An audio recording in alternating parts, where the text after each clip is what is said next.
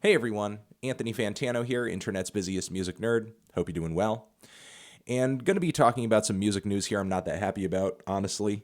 But shout out to Consequence of Sound for getting this short little article up.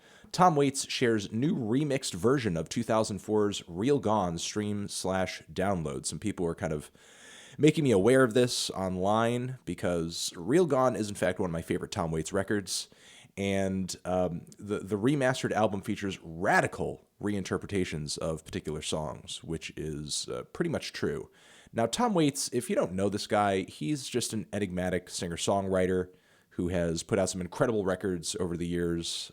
Frank's Wild Years, Rain Dogs, friggin' Swordfish Trombones, Heart Attack and Vine, Mule Variations, Alice, Blood Money, Bone Machine. Freaking, there's probably a million others that I'm forgetting that I owned at one point in time. But Real Gone was actually one of my first Tom Waits records and still remains to be one of my favorite Tom Waits records. I think it's one of his more underrated albums, and it's a pretty significant record in his discography, in my opinion. Very different sounding than any other album he's put out in that it is so incredibly dirty and lo-fi and filthy. That album was a really significant record for me, not just because it sort of opened my mind to the Tom Waits universe, but also I think it was the first record I really kind of fell in love with that had a decidedly lo-fi aesthetic to it before I personally had even really appreciated sort of lo-fi music outside of indie demos and punk music and that sort of thing. Like this was an entirely different kind of lo-fi that aesthetically added so much to the album, added a sense of place and mystique and wonder, and sort of made some of the songs on this record, especially Hoist That Rag or like, what else? Shake It, or Shake rather, sounding like they're from the seventh level of hell. And also, taking some of the clearer and more passionate and straightforward ballads on there, Trampled Rose or Make It Rain, have a little extra helping of grit to them. So now he's put out this remixed version along with Anti Records reissuing a great deal of Tom Waits' catalog, which is great news. Hopefully this ends up turning on a new generation of listeners to Tom Waits and his creativity, his songwriting, his singing style, the incredible influences of soul and blues music and jazz that sort of pour through in his music, which for me was a gateway to a lot of interesting things as well. However, this remixed version of Real Gone completely strips away like the original appeal of the album for me.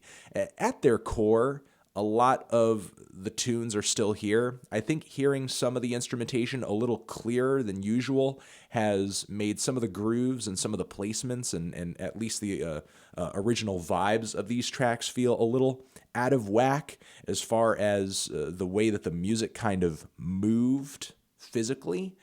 But for me, the biggest change about these tracks comes down to aesthetics, and that is come in the shape of every single song here just sounding way clearer, not quite as distorted, not quite as dirty. I don't know what Tom Waits did to make the album sound as filthy as it did, but at the end of the day, I feel like it added more to the record than it subtracted.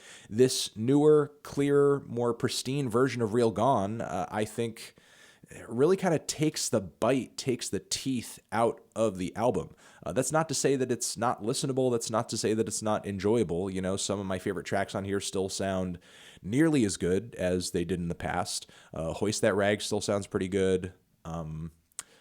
Sins of My Father still sounds pretty good, though that was not one of the more distorted tracks to begin with. Closing Track still sounds pretty good. Make It Rain still sounds pretty good.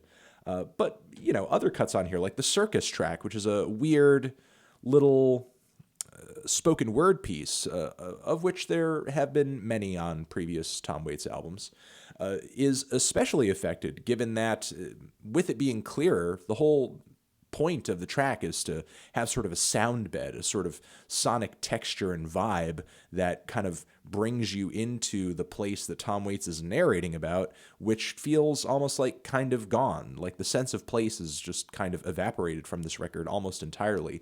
And it's really disappointing. I mean, it is cool to hear different pieces of instrumentation a little bit more prominent than they have been before. I guess in a way, this version of the album provides a particular sense of nudity that I enjoy purely from the perspective of like a hardcore fan wanting to understand maybe some of the technical intricacies of the record, because the newfound clarity sort of gives you a bit of an answer as to how everything's kind of assembled. But I don't really enjoy it. I don't enjoy it as much as I did my original listen, the original version of the album. If you do, in fact, try some of these Tom Waits remasters and reissues, and you do stumble upon, Real Gone, a copy, or you do stream it, I do, implore you to listen to the original version first, because I feel like that is the superior version. I feel like Tom Waits' original vision there is what was interesting. This newer, clearer version of the record just does not really speak to me personally. Sure, the songs are there, and maybe it's the lo-fi quality that turned some people off to this album all along. It's certainly not the cleanest listen. It's probably his filthiest record. But again, that's part of what makes it so unique in his discography. That's what makes it a significant album for me in the Tom Waits canon. And ultimately, I think Real Gone is an underrated album overall when it comes to the whole institution of lo-fi music. I feel like it's not appreciated quite enough. So I'm going to leave it at that. Pretty underwhelmed by this remaster. It is kind of interesting to hear things in this light, but I wouldn't say it's as enjoyable as it is interesting. If you guys are hardcore Tom Waits fans and you heard the remastered, cleaned up version of this record, let me know down in the comments what you thought of it. Did you love it? Did you hate it? Why? And I will see you guys in the next one. Over here next to my head is another video that you can check out. This article will be linked down there in the description box. Again, shout out to Consequence of Sound. And that's it, guys. I'll see you forever.